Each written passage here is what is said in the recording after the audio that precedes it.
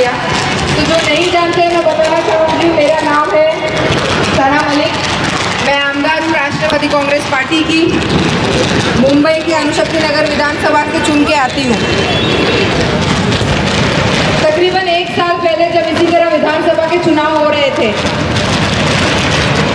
उस वक्त बार बार बोला गया कि हमारे समाज को खतरा है अगर हमने महायुति को या घड़ी को वोट दिया तो। और वही खतरे को आज बताने आई हूँ कि वो खतरा सिर्फ एक जुमला था और खतरे के सामने मैं एक ढाल बन के आप लोगों के बीच खड़ी हूँ। आने वाले 5 दिनों में हम देखेंगे कि आपके सामने कोई अफवाह फैलाई जाएगी, कोई फतवे निकाले जाएंगे, आपको खतरे में बताया जाएगा और आपको बांटने की कोशिश की जाएगी। तो घड़ी क्यों, इसका जवाब आपको देना पड़ेगा, अपने आप को देना पड़ेगा, अपने को दिल को समझाना पड़ेगा, अपने समाज को समझाना पड़ेगा। तो मैं आपको छोटी सी एक समझ देने आई हूँ कि घड़ी क्यों। 2024 में मैंने इस चिन्ह को लोगों के सामने स्वीकार किया था और उसको स्वीकार करने का, वो चिन्ह चुनने का रीज़न क्या है या मैंने क्यों इसे चुना, मेरा ऐसा क्यों, मुझे ऐसा लगा कि घड़ी के निशानी को ही चुनना चाहिए, मुझे अजित दादा पवार को क्यों चुनना चाहिए। समय ऐसा था कि जब मेरे परिवार पे एक अड़चन आई, मेरे पिताजी को कैद कर लिया गया, अलग अलग बातें हुई, तब जब लोगों ने कुछ ऐसे लोग थे, कुछ हमारे साथ वाले लोग भी थे जिन्होंने हमारा फ़ोन ही उठाना बंद कर दिया। ऐसा लग रहा था हम ही आतंकवादी हो गए कि हमारे से बात करेंगे तो उनको भी पुलिस उठा के ले जाएगी, उनको भी ईडी उठा के ले जाएगी। ऐसा भी समय देखा है। उस समय इधर से काफ़ी लोगों ने देखा रहेगा कि मैं एक बेटी के तौर पे, मेरे साथ मेरी बहन भी थी, लेकिन हम दोनों बहनें पूरी ताकत से लड़ रहे थे और लड़ने के लिए हिम्मत चाहिए होती है। हर पड़ाव के बाद एक एक रुकावटें आती है और रुकावटें को आगे बढ़ना पड़ता है। लेकिन हम अपने पिताजी के लिए, अपने फैमिली के लिए तो लड़ पा रहे थे। लेकिन सूरज भाई, आपको बताना चाहूँगी कि जब वो लड़ाई हम सिर्फ अपने परिवार की लड़ रहे थे, ऐसी काफ़ी जनता थी जो 2019 में घड़ी का बटन दबा के मेरे पिताजी को चुन के लड़ी। अब मैं अपने परिवार के लिए लड़ूं, इंसाफ के लिए लड़ूं, कोर्ट कचहरी के चक्कर काटूं, पिताजी की तबीयत ठीक नहीं थी तो अस्पताल के चक्कर काटूं, तो मेरी जनता को इंसाफ कहाँ से दिलाऊं। तो ऐसे में एक नेता जो ढाल बन के मेरे पीछे खड़ा था, वो हमारे राष्ट्रीय अध्यक्ष, राष्ट्रवादी कांग्रेस पार्टी के राष्ट्रीय अध्यक्ष, हमारे महाराष्ट्र के उप मुख्यमंत्री अजित दादा पवार है। तो बोलने का मकसद क्या है? बोलने का मकसद ये है कि आप अगर घड़ी को वोट देते हैं तो आपके ऊपर कोई तरीके की नाइंसाफ़ी नहीं हो सकती, क्योंकि ये मेरा पर्सनल एक्सपीरियंस है। मैंने घड़ी 2024 में इसलिए चुनी थी क्योंकि कोई भी आंधी आए, तूफान आए, लेकिन अगर दादा ने वादा किया है तो वादा निभाने का काम दादा करते हैं और पूरी ताकत से आपके साथ खड़े रहते हैं। ये रही मेरा एक्सपीरियंस, घड़ी मैंने क्यों चुना। लेकिन 2024 में जब मैं खुद चुनाव लड़ रही थी तो फतवे निकाले गए, फतवे निकाल के बोला गया कि घड़ी वाले को मतदान मत करो, घड़ी वाला आपको नुकसान पहुंचाएगा। आगे बढ़े, मेरे काम पे 8 साल के प्रयास पे लोगों को विश्वास रहा, लोगों ने चुन के दिया। उसके बाद 2025 में जब रमज़ान आया, रमज़ान के वक्त आप सभी जानते रहेंगे, हर पार्टी, हर नेशनल और रीजनल पार्टी अपने अपने लोगों के साथ मिलकर एक इफ्तार की दावत पेश करती है मुंबई में। उस पार्टी के सभी अल्पसंख्यक समाज पूरे देश से, पूरे राष्ट्र से, पूरे स्टेट से इकट्ठा होते हैं, इफ्तार करते हैं तो अब की 2025 में राष्ट्रवादी कांग्रेस पार्टी की जब इफ्तार पार्टी रखी गई तो मंच पे रमज़ान में अजान से जस्ट 5 मिनट पहले जब दादा को बोला गया कि हमारे सभी अल्पसंख्यक साथी इधर आपके साथ मौजूद है और आप उनके साथ 2 लफ्ज़ बोले और उनको आने वाले ईद की मुबारकबाद दें, तो ईद की मुबारकबाद बाद में उन्होंने कहा भरी महफिल में, मंच पे, मीडिया के सामने और भरी महफिल में एक ही चीज़ कहा कि मैं अपने अल्पसंख्यक भाइयों के साथ या अल्पसंख्यक समाज के साथ कोई भी तरीके की नाइंसाफ़ी होने नहीं दूंगा।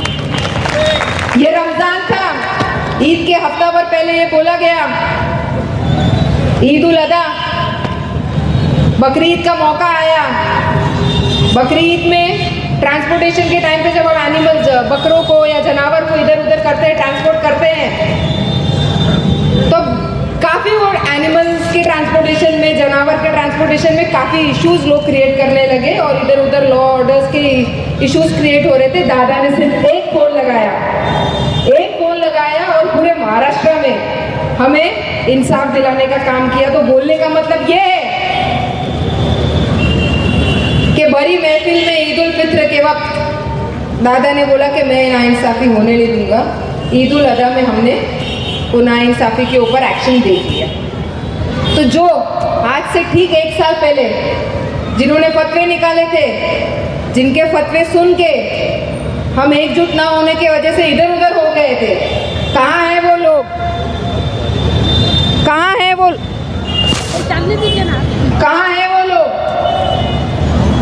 क्या कोई आया साल भर में आपके बीच? कोई आके आपके दुख दर्द को समझा? फिर चुनाव आया है, फिर चुनावी मेंढक निकलेंगे। ऐसे मेरे साथ भी हुआ है। तो मैं चाहती हूँ कि आप सभी लोग समझें कि हमें बंटना नहीं है। हमें एकजुट होके जो नेता बड़ी महफिल में या हर जगह खड़े होके एक ही चीज़ बोलता है कि मैं अपने विचारधारा के ऊपर कभी भी समझौता नहीं करूँगा। और जब मैं विचारधारा की बात करती हूँ तो राष्ट्रवादी कांग्रेस पार्टी की विचारधारा शिव शाहू फुले अम्बेडकर की विचारधारा है। शिव शाहू फुले अम्बेडकर की विचारधारा, उस विचारधारा पर चलने वाले हम लोग हैं। तो हम अगर ये बोलते हैं तो आपको किस चीज़ की बात करते हैं, उसका मायने क्या है? हम बोलते हैं कि हम शिव शाहू फुले अम्बेडकर की विचारधारा पे चल रहे हैं। हम कोई भी जात के, हम कोई भी धर्म के, हम कोई भी प्रांत से या कोई भी भाषा वापरते हुए लोगों के बीच में भेदभाव नहीं करते। कोई भी आए, हम ये नहीं पूछते भाई आप कौन हो, हम ये पूछते हैं आप काम क्या लाए हो।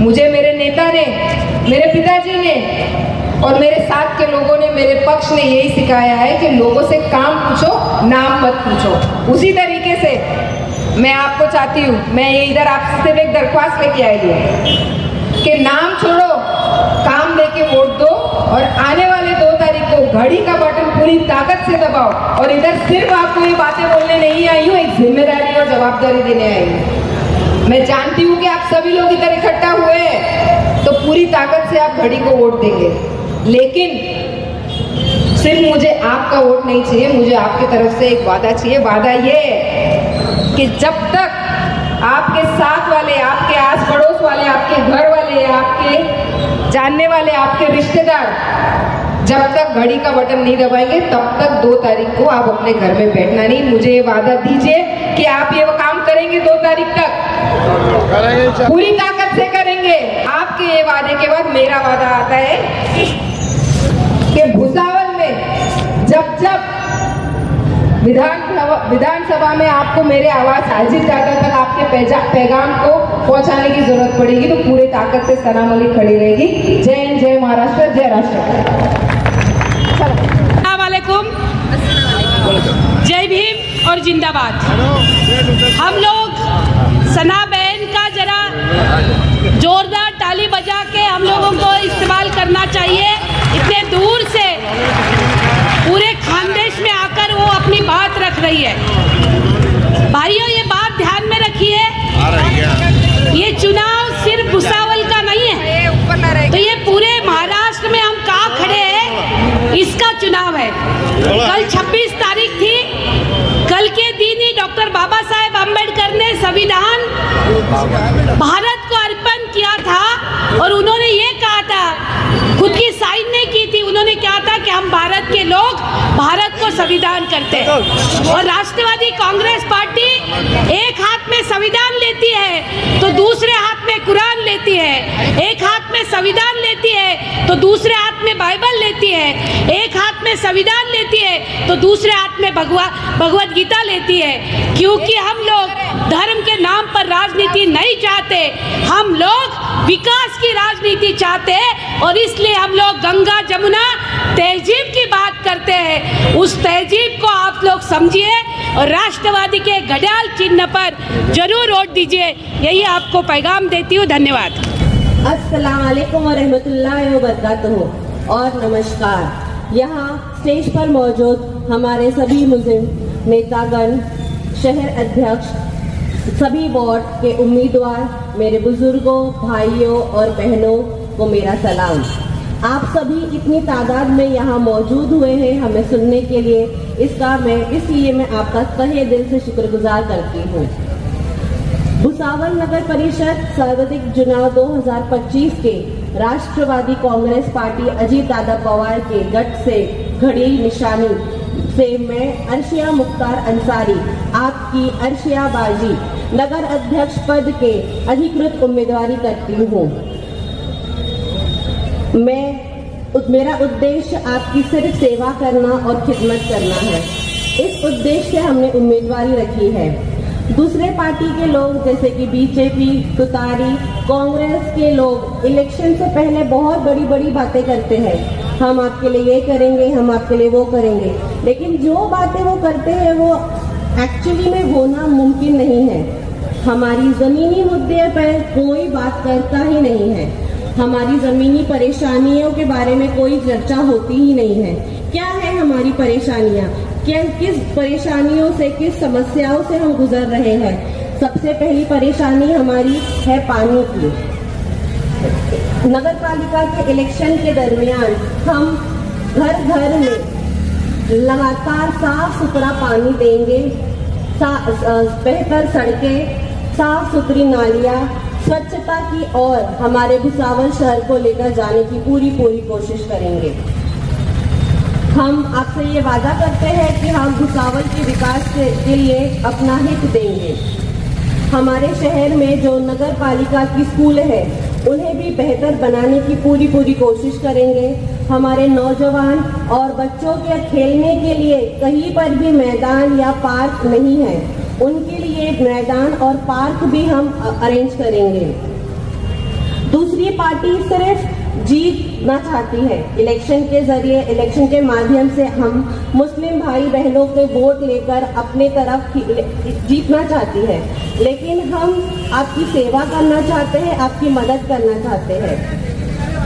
राष्ट्रवादी कांग्रेस पार्टी घड़ी की तरफ से मैं ये चाहती हूँ कि आप हम सबको वोट दें और हमें जिता कर लाए।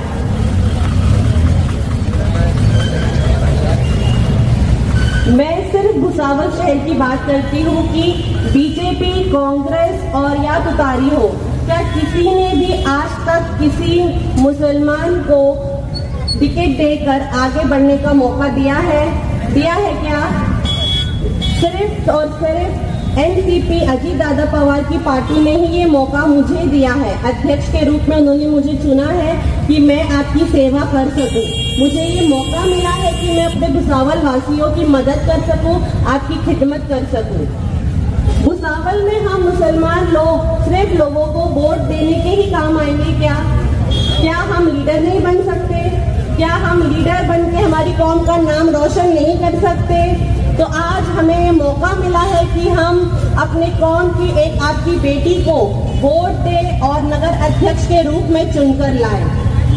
इसी मुद्दे को ध्यान में रखते हुए मैं आप सबसे गुजारिश करूंगी कि आप हमारे सभी वार्ड के मेंबर्स को नगर अध्यक्ष पद के लिए, जो कि जिसके लिए मैं खुद खड़ी हूं, हम सबको घड़ी चिन्ह के सामने बटन दबाकर भारी से भारी मात्राओं में वोट देकर जिताएं, ताकि हम आपकी सेवा कर सकें और भुसावल शहर का हर क्षेत्र में विकास कर सकें। आखिर में मैं आपसे इतना कहना चाहूँगी कि आपकी दुआओं के साथ साथ हमें आपके वोट की ज़रूरत है ताकि हमारे भुसावल शहर का विकास हो सके और आपसे दुआओं की दरख्वास्त है।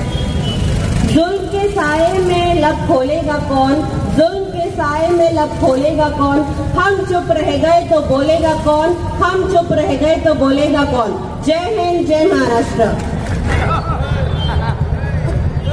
आए हमारे मेहमान, हमारे नगर अध्यक्ष और उम्मीदवार, मैं इसका तहे दिल से शुक्रिया अदा करता हूँ। कल हमारे बारे में बहुत कुछ बोला गया, लेकिन उसको ये मालूम नहीं है कि हम लोग जमीन से जुड़े हुए लोग हैं। एक चाप तो उसके पल पल में उसकी जबान में है कि मैंने स्कूल को जगह दिया, ये दिया। अरे मुसलमानों को तूने इस्तेमाल किया, तू जेल में बंद था, 12-12 सीटें मैंने चुन के लाके दिया, उसका बदला क्या दिया? और आज बड़ी बड़ी फेक छाप बातें करता है कि मैंने मुसलमानों के लिए कॉलेज के लिए जगह दिया, स्कूल में दिया।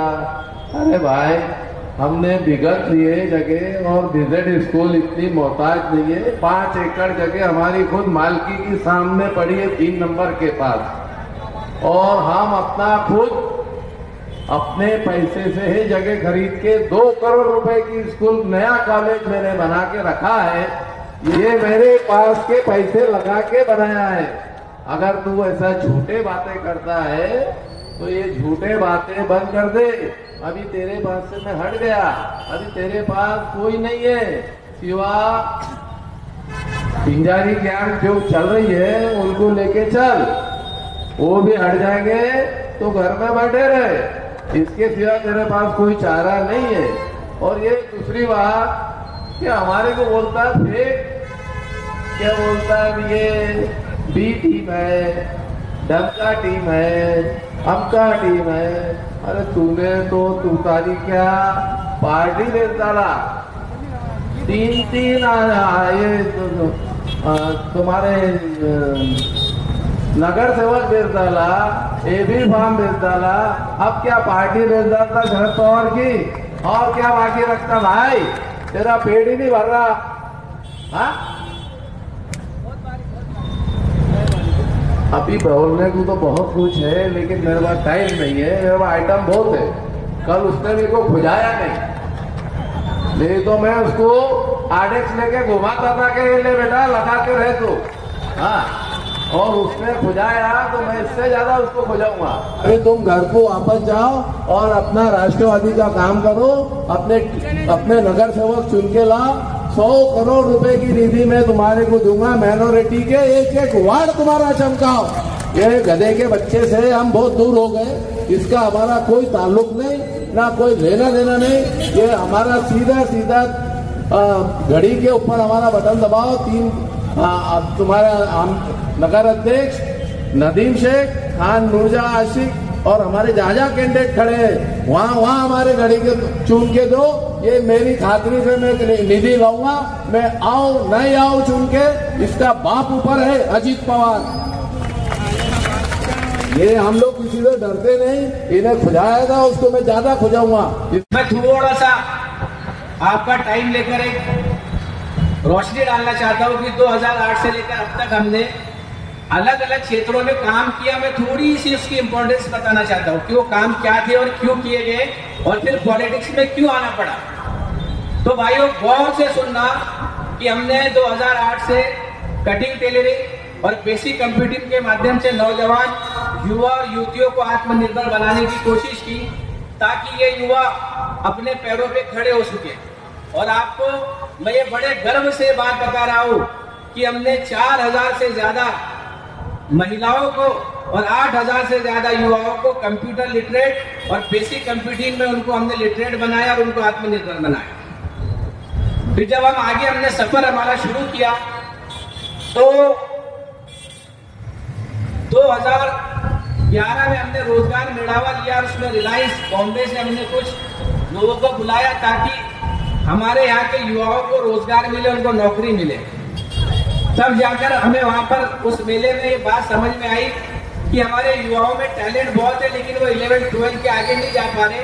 वजह ये थी कि वो बड़ा डोनेशन कॉलेजेस में नहीं दे सकते। फिर मैंने वहां इरादा किया कि मुझे एक ऐसा ITI शुरू करना है जहाँ डोनेशन ना लगे, और मैंने 2014 में शिखर टेक्निकल इंस्टीट्यूट के नाम से एक कंप्यूटर लिटरेसी ITI शुरू किया, जहाँ पे हमने बगैर डोनेशन के बच्चों को ट्रेनिंग दी। और हमें बताते हुए खुशी हो रही है कि हमने 100 से ज्यादा ऐसे बच्चे जो भंगार की गाड़ियां निकालते थे, जो सब्जी की गाड़ियां निकालते थे टैलेंट का, लेकिन पैसे न होने की वजह से एजुकेशन नहीं ले रहे थे, ऐसे 100 से ज्यादा बच्चों को हमने आत्मनिर्भर बनाया, जो अच्छी कंपनियों में काम कर रहे हैं। और कुछ बच्चे अपना खुद का शॉप डाले हुए हैं, और 20 से ज्यादा ऐसे बच्चे हैं जो विदेशों में जॉब कर रहे हैं।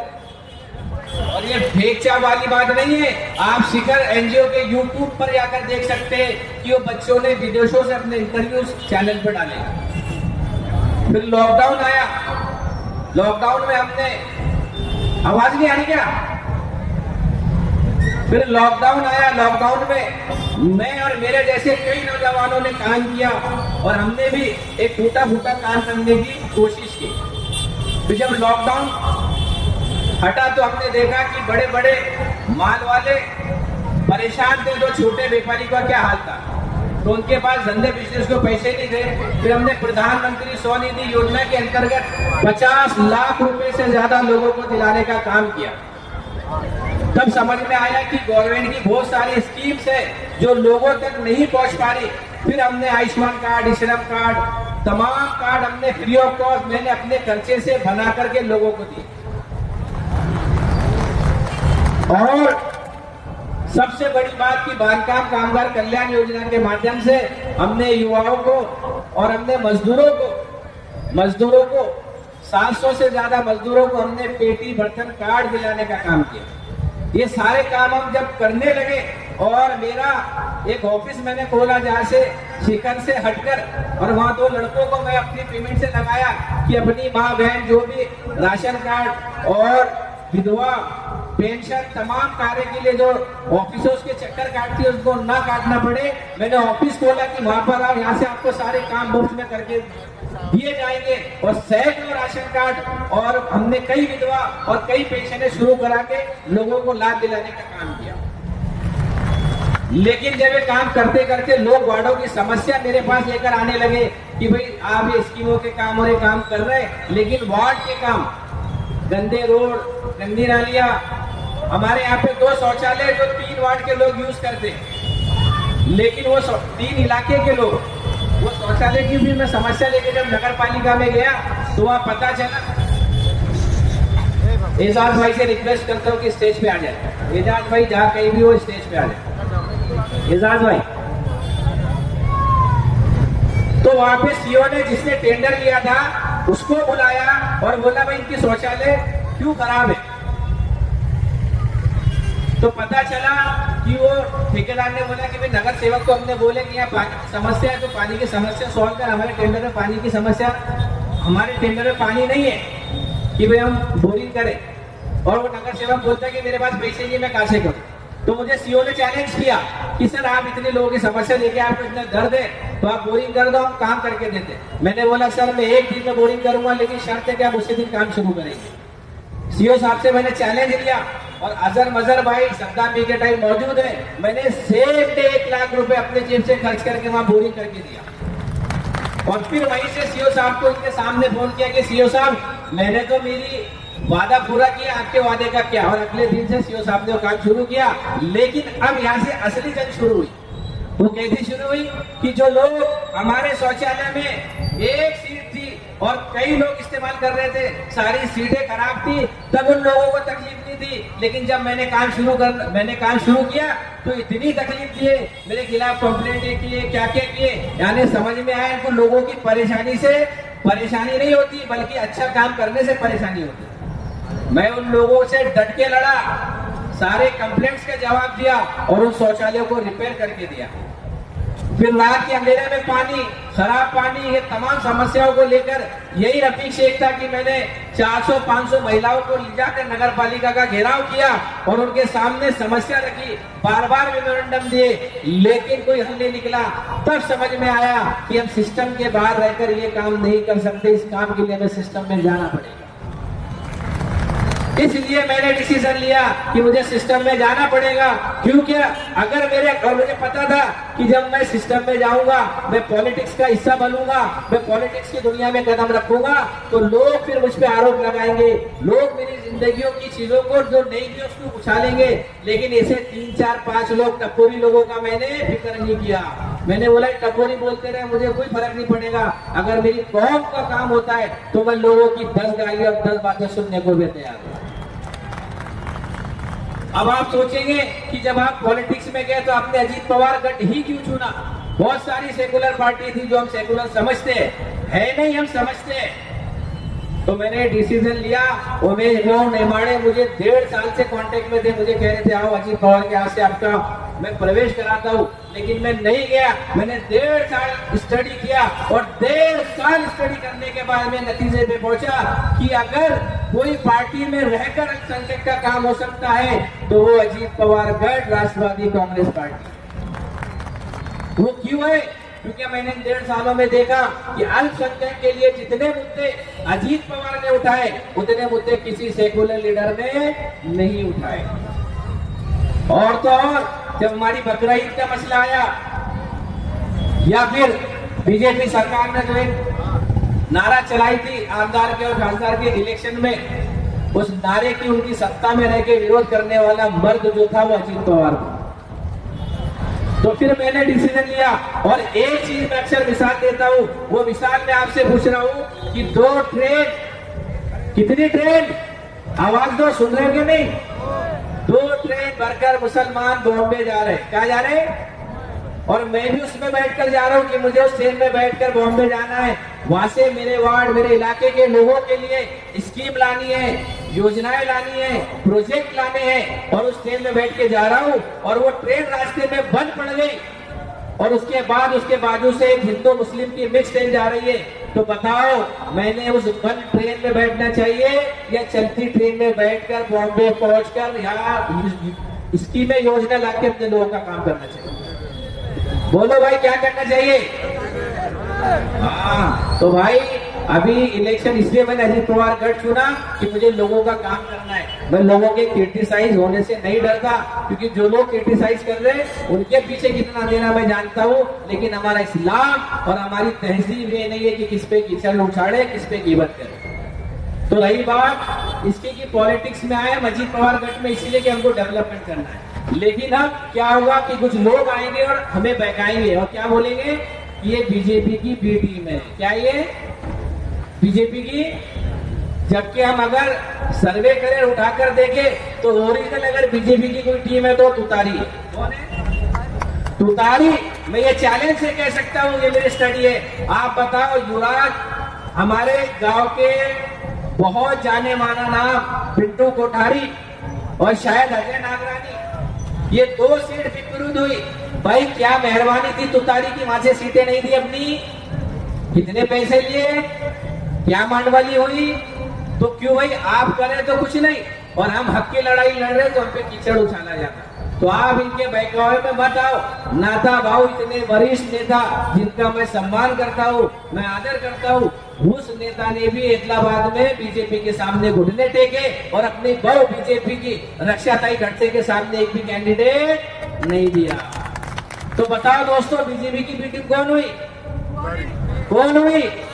आज भुसावल में बीजेपी के सामने हम ताकत के साथ लड़ रहे। हमारा पहला टारगेट है कि बीजेपी नहीं आना चाहिए, बीजेपी को हमको हराना है। कि बीजेपी हमेशा बीजेपी का गॉड होता है कि मुसलमान हमें वोट नहीं देते, इसलिए हम इनके वार्ड में काम नहीं कर रहे। तो हम अजीत पवार गठ से हम जीत कर आएंगे, ये काम करे ना करे। हम अल्पसंख्यक मिनिस्टर से, जो अल्पसंख्यक मिनिस्टर राष्ट्रवादी के, या अजीत पवार से डायरेक्ट फंड लाके अपने वार्डों का काम करेंगे, क्योंकि अजीत पवार ऊपर सत्ता में, इस नीति से हम पॉलिटिक्स में आए। तो इनके बहकावे में मत आना। और मैंने सुना कि कल मेरे आदरणीय, मैं उनका बड़ा सम्मान करता हूँ क्योंकि उन्होंने एक टाइम पर हमारे बहुत अच्छे रिलेशन थे, लेकिन कुछ छपरी लोगों के नाम में लगकर और छपरी लोगों को बढ़ावा देकर उन्होंने हमसे दूरियां बनाई।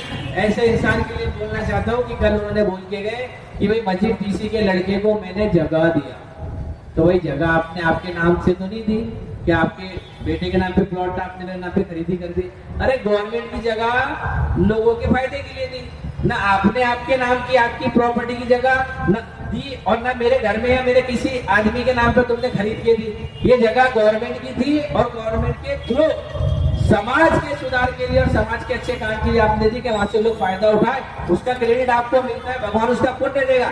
लेकिन ये बोलना गलत है कि मैंने दी। भाई हमने मुसलमानों ने अल्पसंख्यक लोगों ने आपको छोटे से बहुत बड़ा बनाया, बहुत बड़ा बनाया, एक ट्रक भर के आपको दिया और एक ट्रक में से आपने अगर एक दाना दे दिया तो कौन सा बड़ा काम कर लिया? तो मेरे भाई इनके बहकावे में मत आना। उतारी हकीकत में बीजेपी की बेटी में और उन लोगों के भी बहकावे में मत आना जो 5 साल मुंह छुपा के फिरते और इलेक्शन में गुड़ शक्कर का मुंह बना के तुम्हारे सामने आएंगे, ऐसे आजीजी करेंगे, इनसे अच्छा कोई है नहीं। लेकिन ओरिजिनल ये उम्मत के लुटेरे हैं, ये उम्मत के धोखेबाज है, ये हमको यहाँ पे मीठा बोलकर ऊपर बड़े बड़े हमारे नाम के सौदे करते, हमको पता भी नहीं चलता। तुम देखो आमदार काजदार में क्या हुआ। अगर हम पॉलिटिक्स से थोड़ा सा ऊपर उठ के देखें, हमारे सौदे किए गए, हम बेचे गए, लेकिन हमको पता नहीं हमको क्या रेट में इन्होंने बेच दिए। और जो लोग मुसलमानों के लीडर बनते और कहते हैं कि हमसे समाज है और मैं एक शब्द बोल दूं तो मुसलमान मेरे भाई नहीं, तो भाई इतना कॉन्फिडेंस है तो आज तक अल्पसंख्यक वार्डों का विकास क्यों नहीं हुआ? कौन सी लड़ाई आपने लड़ी? अगर आप ओरिजिनल मुसलमानों के लीडर होते, मुसलमानों के आप हमदर्द होते, तो आप मुसलमानों को ले जाके नगर पालिका का घेराव करते, संजू सहकारी के ऑफिस का घेराव करते, उनसे लड़ते। लेकिन आपने इधर एक मुखौटा और रखा और उधर थोड़ी पानी का मुखौटा और रखा। या हमको इमोशनल ब्लैकमेल करते गए, ये अब चलने वाला नहीं। 30 साल से हम इमोशनल ब्लैकमेल हो रहे, हमारे वार्डों के काम नहीं हो रहे, ये दर्द हमारे अंदर है। इस दर्द को लेकर हम पॉलिटिक्स में आए। मेरा मकसद सियासत नहीं है, मुझे सियासत से कोई लेना देना नहीं। अल्लाह का शुक्र है, अल्लाह ने हर चीज से नवाजा, पैसे से, रिलेशन से, पोजीशन से। पॉलिटिक्स में सिर्फ आके आपकी लड़ाई लड़ने के लिए आए। ये जितने नौजवान यहाँ बैठे, ये आपकी लड़ाई लड़ने के लिए आए। हम घर बनने वाले लोग नहीं है, वो लोग और थे जो इलेक्शन में जीत के घर बनाते थे, गाड़ियां लेते थे। ऑलरेडी अल्लाह ने 1 ही 4 घर दिए, गाड़ियां दी, पैसा दिया, खेत दिया, सब कुछ दिया। हमें जरूरत नहीं है, हम आप लोगों की लड़ाई लड़ने आए कि आपको अच्छा रोड मिले, आपको अच्छी नालियां मिले, साफ सुथरी नालियां मिले, अच्छा इन्वायरमेंट मिले और आप लोगों को, आपकी महिलाओं को, हमारी बहन बेटियों को पानी मिले नल का, वो भी साफ और दिन के उजाले में, रात के 3 बजे के अंधेरे में नहीं। वो दिन भर थकने के बाद बेचारी 3 बजे उठ रही है। अरे आप हमारे लीडर थे तो सिर्फ टाइम ही चेंज करा देते, 3 से 6 का करते, आपसे टाइम चेंज नहीं हुआ, लेकिन बातें बड़ी बड़ी है। तो मेरे भाइयों, इनकी बातों में मत आना। ये वक्त जो है होशियारी से काम लेने का है।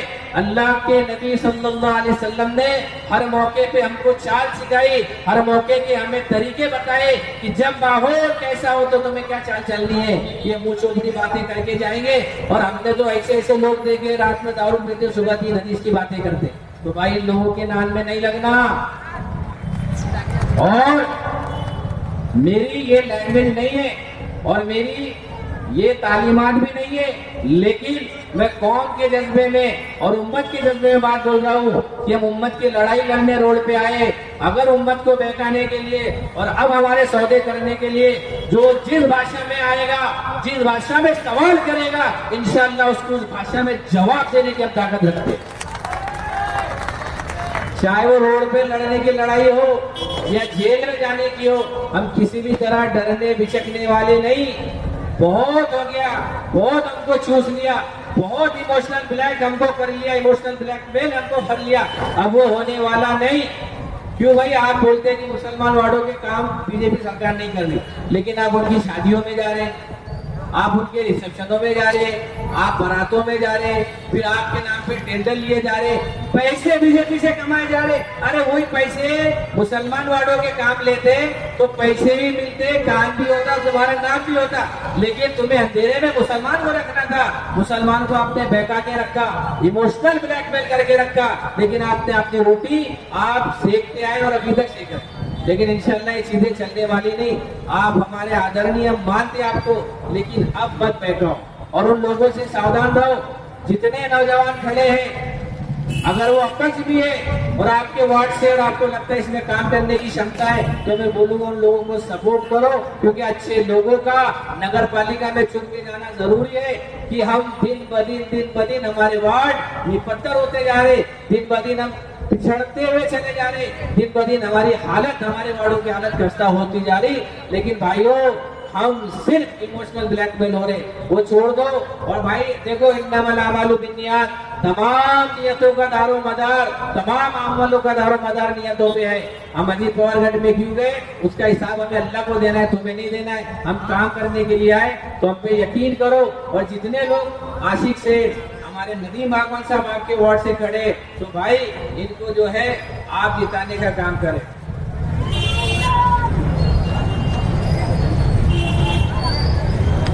और तो और एक चिट्ठी आई भाई, तो इस पर भी बात करना जरूरी है। जो लोग, मैं मेरी वार्ड की बात बता रहा हूँ, मेरे वार्ड के किसी भाई ने चिट्ठी भेजा। एक आदमी है जिसने, अभी वो मेरे खिलाफ इलेक्शन में खड़े हैं और वो बोलते हैं मैं घर घर नल दूंगा। जब पानी पुरवठा थे तो मशीन बेच डाली।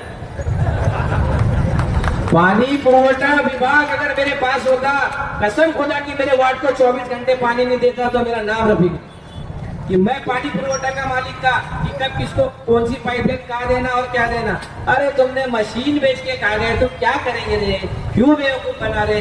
ये धंधा करेंगे, 1000-2000 रुपए उठ के, 500 रुपए उठ के बेच के हम बेचेंगे, वो हम वोट खरीदेंगे, लोग पैसे ले लेंगे, हम जीत के आ जाएंगे, फिर इन्हीं के नाम पे हम लाखों करोड़ रुपए कमाएंगे। मैं तुम्हें यकीन से कह रहा हूँ, जितने लोग आएंगे सबसे पैसे लेना, एक से भी छोड़ना मत। तुम्हारे नाम पे बहुत कमाए इन्होंने।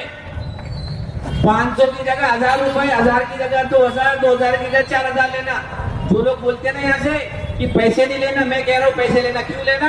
जब तक ये सुधरेंगे इनसे पैसे खाओ और अच्छे आदमी को जिता के लाओ। इनको नसीहत दो कि काम करने वाले को वोट मिलेगा, तुम करोड़ों रुपए लेकर भी आएगा, तेरे करोड़ रुपए हम खा लेंगे, लेकिन वोट उसी को देंगे जो काम कर रहा है, ताकि ये भी आइंदा आने वाले सालों से काम करे। तो भाई काम करने वालों को वोट दो, आपस में इंतजार मत करो, मोहब्बत के साथ रहो, और जो इस वक्त का तकाजा है उसके हिसाब से चलो, क्योंकि आने वाला दौर सब जानते हैं कैसा है। अगर अभी हमने अक्ल से और दिमाग से काम नहीं लिया, तो यकीनन आगे हमें पछताने के सिवा कोई चीजें हमारे हाथ आने वाली नहीं है। और जो लोग ये सोचेंगे कि भाई 2 बजे के बाद या 3 बजे के बाद हम निकलेंगे, पैसे आने वाले हैं, तो भाई सुनो, हम हमारे वार्डों का नुकसान करें, इनसे लो, लेकिन वोट जल्द से जल्द निकालो, जल्द से जल्द वोट दो, कि जब हम अच्छे आदमी को चुन के देंगे तो हमारे वार्डों का विकास होगा।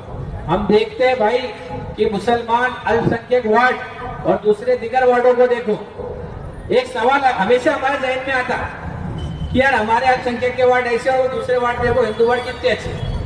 कितनी अच्छी बात है, सुनने में कितना अच्छा लगता है, लेकिन यकीन से बोलो, जितने लोग खड़े अल्पसंख्यक लोग और मुसलमान लोगों के लिए वहां लड़ाई लड़ने का किसी ने काम किया क्या? किसी ने संजय सहकारी के ऑफिस का घेराव किया? किसी ने नगर पालिका का घेराव किया? भाई जुल्म जब होता है जब जुल्म सहने वाला कमजोर पड़ जाता है। हमारी हक की लड़ाई लड़ो, उनके हलक से छीन के निकालो। हम तो अभी जो कल प्रोग्राम हुआ, अभी भुसावल की जनता को लोग ऐसा समझते जैसे बेवकूफ है। हम जो है मतदाता हमारे, मैं सभी लोगों से 3 मिनट के लिए गुजारिश करूंगा, और 3 मिनट में मुझे टाइम दिया गया है, तो हमारे को कोई भी आता और बेवकूफ चूतिया बना के हमारे मत लेके चले जाता है। पिछले टाइम सांसद के टाइम में हमको, हमारी कौम को और हमारे सभी लोगों को एकता करा के एक तरफा मतदान कराने का काम सभी लोगों ने हमने किया, लेकिन हमने किसको मतदान किया? जिसका नाम था श्री राम पाटिल। अब मुझे श्री राम बोलना क्या और श्री राम पाटिल के नाम पे बटन दबाना क्या? तो हम तो श्री राम पाटिल के ऊपर बटन अनेक मुसलमान से दबाया गया। उसके बाद में हमारे आंध्र के इलेक्शन में हमारे डॉक्टर सत्तू मुसलमान समाज को एक करेगा और उनको मतदान करेंगे। और कुछ लोग बोल रहे हैं, हमारे विरोधी लोग बोल रहे हैं कि जो हमारी राष्ट्रवादी की पार्टी है वो बीजेपी से मिली हुई है, तो मैं सभी भुसावल के हिंदू मुसलमानों से विनती करूंगा कि हमारी मुस्लिम बहन को ज्यादा से ज्यादा वोट देके नगर अध्यक्ष बना और बीजेपी का नगर अध्यक्ष गिरा। ताकत तुमने नगर अध्यक्ष बनाने की और गिराने की, तो अपनी ताकत बता दो। और जो लोगों ने हमारे मुसलमान को लीडर बनना चाहते उसको हमारी बहन को पाटौंगा जगह बना और हमारे मुस्लिम बहन को नगर अध्यक्ष बना, बीजेपी का नगर अध्यक्ष गिरा दो।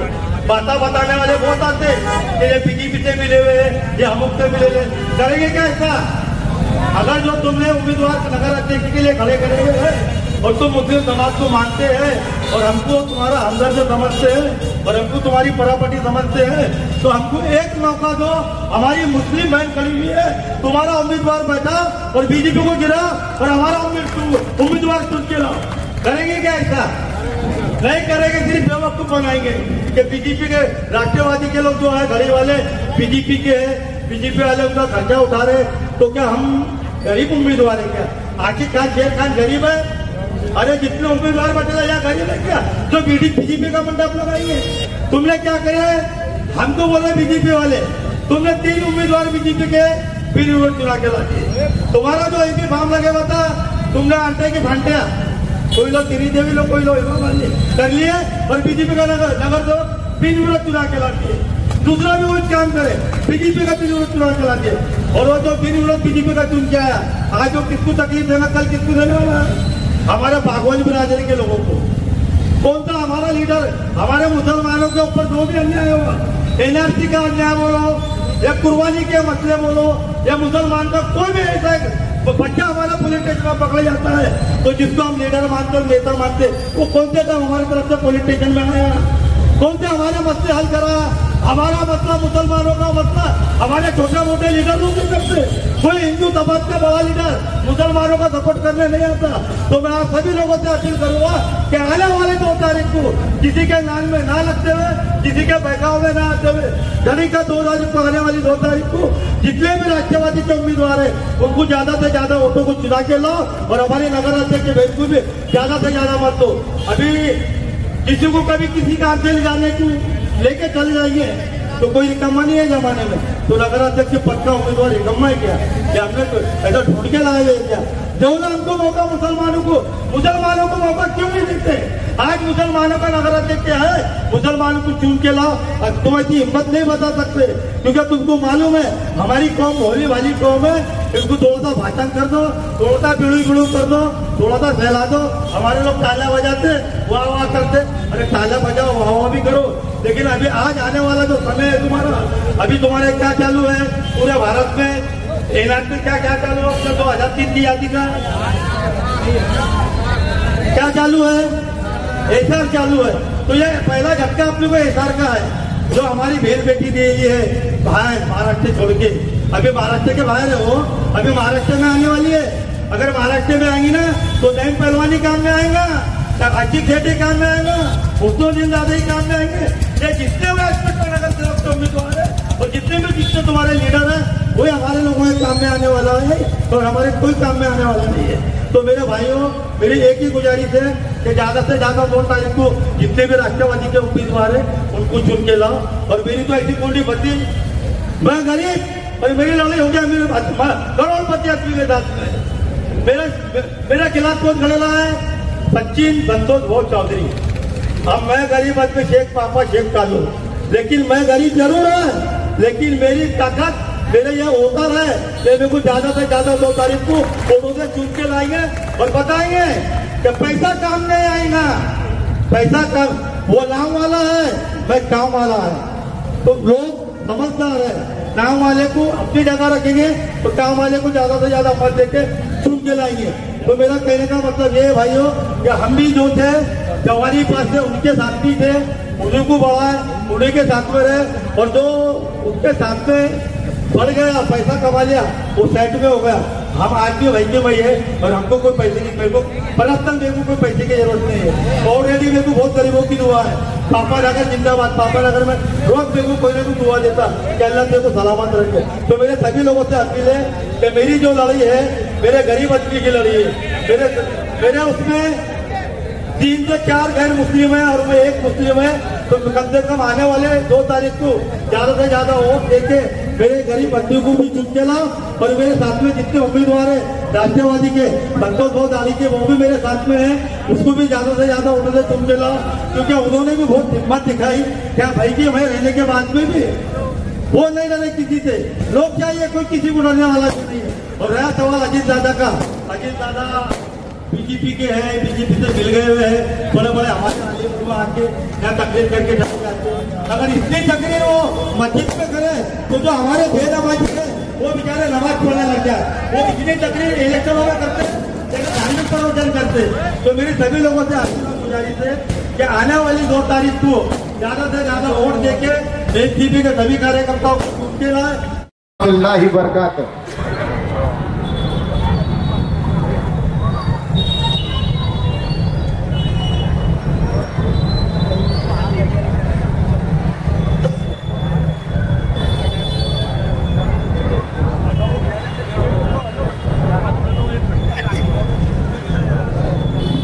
अस्सलाम वालेकुम वरहमतुल्लाहि वबरकातुहू।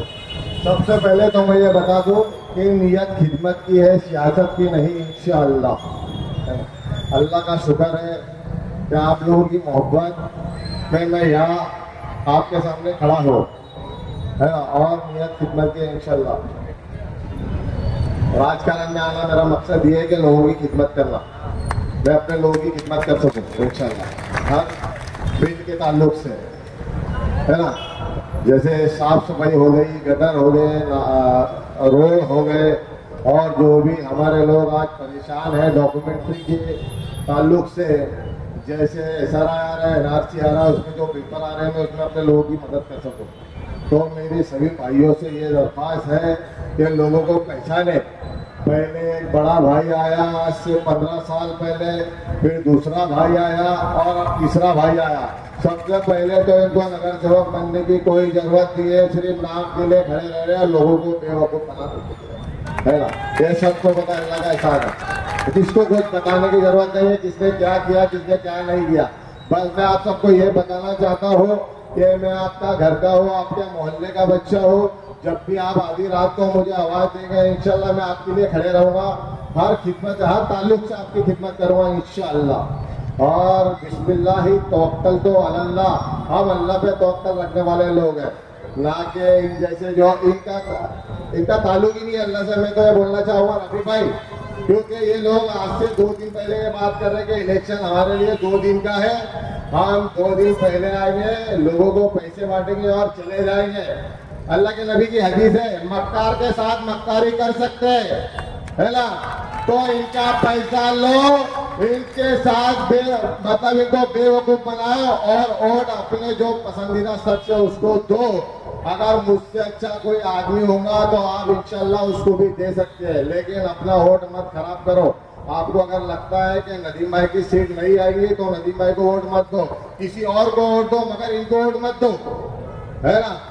तो आप लोग सब समझदार है, आपको समझाने की कोई जरूरत नहीं है। इंशाल्लाह मेरे भाई आज आपकी मोहब्बत में यहाँ तक आओ, और राजकारण में मेरा आने का मकसद ये है सिर्फ खिदमत कर रहा हूँ। तो आप सब लोगों से मैं गुजारिश करूंगा कि आने वाली 2 तारीख को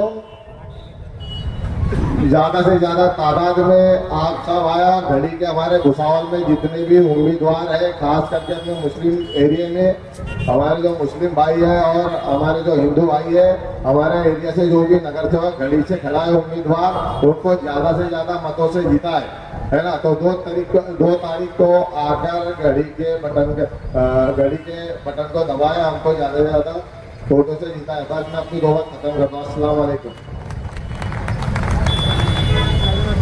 बहुत शुक्रिया भाई नदीम बागबान साहब, आपसे बात कर रहे थे। आइए मैं 15 नंबर वार्ड। सबसे पहले सभी को अस्सलाम वालेकुम। मेरा नाम है मोहम्मद रफीक शेख शफीर, मैं वार्ड नंबर 15 से खड़ा। 15 नंबर वार्ड बोले तो ग्रीन पार्क, मोहम्मदी नगर, 32 कोली।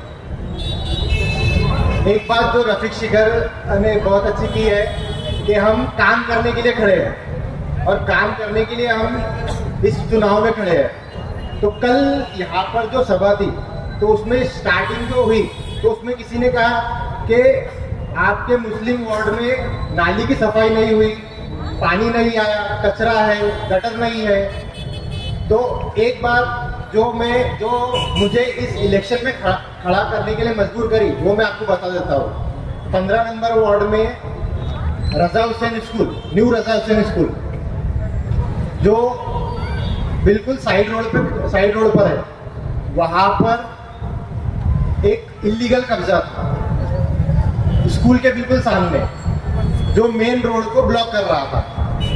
अब इन्होंने कहा कि आपके वार्ड में कुछ काम ही नहीं हुआ, तो मोहम्मदी नगर में जो मेंबर थे उन्होंने वहां पे काम ही नहीं किया। और वो मेंबर कौन थे और किसकी पार्टी से थे ये आप सबको पता है। तो 5 साल में वहां पर कुछ ही काम नहीं हुआ, कुछ भी काम नहीं हुआ, और अगले 4 साल में कुछ भी काम नहीं हुआ। तो जब हम वहां रहने गए तो हमने देखा कि ये रोड ब्लॉक है, जो इलीगल कब्जा है, तो इसको हटाने में ये मेंबर क्यों कुछ नहीं कर रहा है। तो हमने मोहम्मदी नगर के लोगों से बात की, वो हमारे साथ आए। फिर हमने लीगली डॉक्यूमेंट किया, उसका पूरा पुराना सब निकाला, तो पता चला कि वो इलीगल टपरी किसी ने रखी थी और इस वजह से रोड ब्लॉक हो गया था। और वहाँ रजा हुसैन स्कूल पास आने के लिए एक छोटी सी गली थी, जिसमें से बारिश के वक्त ऐसा था कि कई बच्चे गिरते थे, एक बुजुर्ग का तो हाथ भी टूटा था वहाँ। तो हमने वो इनिशिएट किया वो काम को, और जब लोग साथ में आए हमारे, तो आज आप देख सकते हैं कि रजा हुसैन स्कूल के बाजू का जो रास्ता है वो खुल चुका है, और वो रास्ता सीधा अंदर आता है और मेन रोड को अटैच हो जाता है। ये सबसे पहला मुद्दा हमने सॉल्व किया। दूसरा मुद्दा, अब कल जब सभा हो रही थी तो एक ने कहा कि आपके इलाके में नाली नहीं है, कचरा बहुत होता है, नाली है ही नहीं। बिल्कुल सही कहा। आप अगर उस वार्ड में देखेंगे, 15 नंबर में जाके मैं बात कर रहा हूँ, वहाँ पे सही में नाली नहीं थी, और वहाँ पर ऐसे खाली प्लॉट थे कि अगर कोई मकान वहाँ पे खाली प्लॉट में बनता था तो उसका पानी या तो सीधा सामने के खाली प्लॉट में या बाजू के खाली प्लॉट में आता था। तो वो एक दूसरा मुद्दा भी हमने इनिशिएट किया वहाँ के मैं मोहम्मदी नगर के लोगों को मतलब एक क्या कहेंगे, बिल्कुल इनिशिएट काम को इनिशिएट करने वाले मानता हूँ, जिन्होंने हमारा साथ दिया और हमने वो काम किया। तो आज आप देख सकते हैं कि न्यू रजा हुसैन स्कूल से लेकर आगे तक जहाँ तक वार्ड गया है, आगे तक गई है, वहाँ पे अंडरग्राउंड नाली बन चुकी है, जो शायद अपने मुस्लिम एरिया में सबसे पहली अंडरग्राउंड नाली है जो वहाँ पे बनी है। तो ये 2 मुद्दे थे जो मुझे एक्चुअली में बहुत हिट करे कि ये काम तो बेसिक फैसिलिटी जो देने का काम है, जैसे नाली, गटर, रोड, ये तो एक नगर सेवक का काम होता है। तो ये काम एक नगर सेवक का होता है, वो उनको करना चाहिए, बट उन्होंने नहीं किया। तो लोग हमारे साथ में मोहम्मदी ने करके कि आप इनिशिएट लो। हमको राजनीति में आने का कोई शौक नहीं है, पर ये जो बेसिक चीजें है वही अगर एक नगर सेवक नहीं दे रहा है तो कौन करेगा, क्योंकि वहाँ पे रहने वाले तो हम इंसान ही है, कोई दूसरा तो नहीं रह रहा। तो ये 2 चीजों, इन चीजों की बलबूते पर मैं इस राजनीति में उतरा हूँ। हालांकि आप सब लोग मुझे जानते होंगे, मैं शब्बीर इंजीनियर शेख साहब मरहूम उनका लड़का हूँ। तो इन चीजों से मैंने अपनी राजनीति शुरू की। मेरा इरादा सिर्फ काम करना है, जैसा हमारा स्लोगन भी है, नियत खिदमत करना है, सियासत नहीं। तो मैं आप सभी को बोलना चाहूँगा कि आप हमारा साथ दें ताकि हम वार्ड में और अच्छा काम कर सके, वार्ड को और अच्छा जो बेसिक फैसिलिटी है वो भी दे पाए, कुछ अच्छी और फैसिलिटी दे पाए। तो मैं एक शेर बोलना चाहूँगा कि कभी आरिफ मीर ने कहा था कि अपनी बातों को तोलना होगा, यानी सूरज को बोलना होगा। धूप कमरे में यूं ना आएंगी, उठकर दरवाजा खोलना होगा। आपको उठना पड़ेगा, अपने घरों से निकलना पड़ेगा, या हालात बदलना पड़ेंगे, तभी हमारे ये अल्पसंख्यक वार्ड के, हमारे मुस्लिम वार्ड के हालात बदलेंगी, वरना नहीं बदलेंगे। तो मेरी आप सबसे यही दरख्वास्त है कि हमारा साथ दें ताकि हम अपना काम का जो मिशन लेकर खड़े हैं वो हम पूरा कर सके। तो इस आने वाली 2 तारीख को घड़ी का बटन दबाएं और हम सबको ज्यादा से ज्यादा वोटों से जिताएं ताकि हम आपकी खिदमत कर सके। तो एक बार फिर से, नियत खिदमत करना है, सियासत नहीं। शुक्रिया। मैं बुजुर्गों, दोस्तों, ऐसे कुछ वक्त आते हैं जब हमारे जैसों को भी स्टेज पे आना पड़ता है। हमारे को जो अंधेरों में रखा गया है आज तक के, उन अंधेरे को खत्म करना है हमारे को। और मैं तो कोई पॉलिटिक्स लीडर नहीं है, मैं एक सामाजिक कार्यकर्ता हूँ। मेरे भाई, आप लोगों ने सुने कि ये कमजोर है, ये लोग धोखेबाज है। तो मेरे को आज मैं मंच के ऊपर जितने लोग बैठे हैं, मैं उनको बहुत खुशी के साथ में, मेरे को बहुत बड़ी खुशी हो रही है। आज हिंदू मुसलमान को एकता के साथ में रहना चाहिए और भारत को जोड़ के चलना चाहिए। और मेरे भाई, मैं एक शेर बोलना चाहूँगा कि हवेली झोपड़ी सबका मुकद्दर फूट जाएगा, हवेली झोपड़ी सबका मुकद्दर फूट जाएगा, घर साथ हिंदू मुसलमान का छूट जाएगा। दुआ करो कि ये प्यार के रिश्ते रहे कायम, ये रिश्ते टूट जाएंगे तो भारत टूट जाएगा। मोहतरम बुजुर्गों, दोस्तों, कल रजा टावर के ऊपर हमारी जो लोगों ने रहनुमाई की है, मेरे को मालूम पड़ा उसके बारे में। तो मैं उनसे ये पूछना चाहूँगा कि भाई, जब जलगांव के अंदर कोई हमारे मुसलमान भाइयों पे आफत आती है, कुछ होता है, अभी बीच में एक प्रोग्राम उठा था जेल भरो आंदोलन का वक्त बोल के टाइम में, तो कितने लोग आगे आए। एक फारूक शेखी था जो आगे था, मैं उसकी तारीफ करना चाहूँगा। तो ये लोग कहाँ जाते हैं और कौन से भीड़ में छुप के बैठ जाते हैं और मुसलमानों की रहनुमाई करने के लिए स्टेजों पे आते हैं और ये बोलते कि ये गुस्ताखे रसूल है, ये बी टीम है, वो तीसरी टीम है, ऐसा बोल बोल के हम मुसलमानों को जज्बाती बनाते हैं। और आज हमको जज्बाती बनाकर हम लोगों को एक दूसरे से, हिंदू मुसलमानों से तोड़ के रख रहे हैं। और ये लोगों का धंधा है भाई मेरे। अगर इनसे ये पूछा जाए कि भाई, स्टेट पे आके तुमने जो इतनी जोरदार तकरीरें करी है कि ये बी टीम है, वो चौथी टीम है, तो ये बताओ कि तुम मुसलमानों की रहनुमाई करने के लिए क्या भुसावल के अंदर फ्री में आए थे, कितने पैसे लिए थे? तो ये बताएंगे नहीं तुमको कि हमको कितने पैसे मिले। इनके धंधे हैं और ये धंधे लेकर ही चलते हैं। और आज इस मौके के ऊपर मैं एक वाकया आप लोगों को बताना चाहूँगा, जिस वाकये से आप लोग समझ जाएंगे इंशाअल्लाह कि पूरे भाषण का मकसद क्या है और कौन कमजोर है और कौन हमारे को अंधेरे में रख के हमारे फायदे उठाने वाले हैं। इस वाकये से आपको समझ में आ जाएगा कि एक बकरी थी जो जंगल में घूमने के लिए चले गई।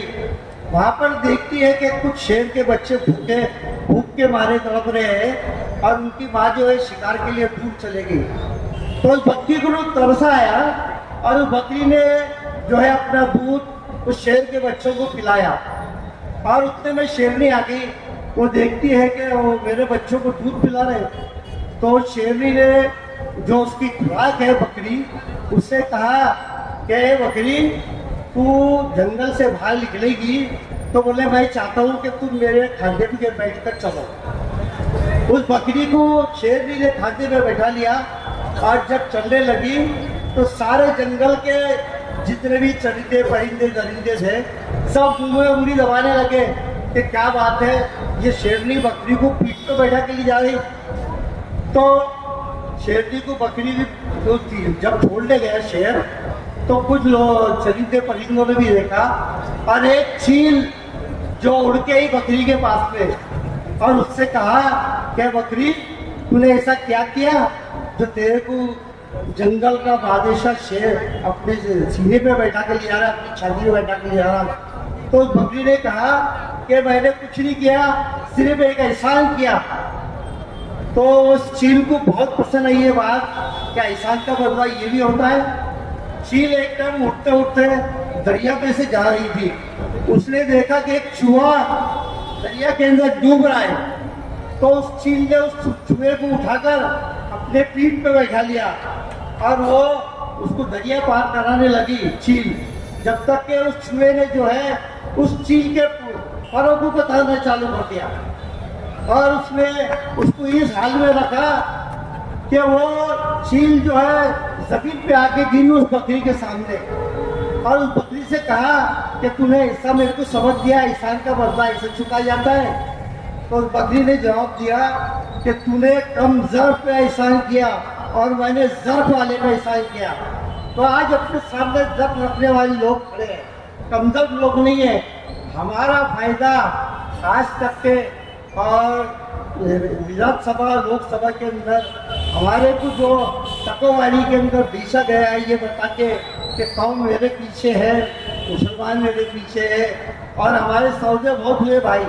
अब ये खुदा के वास्ते ऐसे लोगों से बचो और आगे आके ऐसे लोगों को आगे लाओ जिनके जज्बात है काम करने के। ऐसे लोग तो बहुत खड़े रहेंगे तुम्हारे पास में कि हम ये कर देंगे वो कर देंगे, नहीं, ये लोग कुछ नहीं करते सिवा झूठे वालों के। अगर आप लोगों को मेरी बात अच्छी लगी हो तो मैं अपना अपनी बातचीत बंद कर दूँ।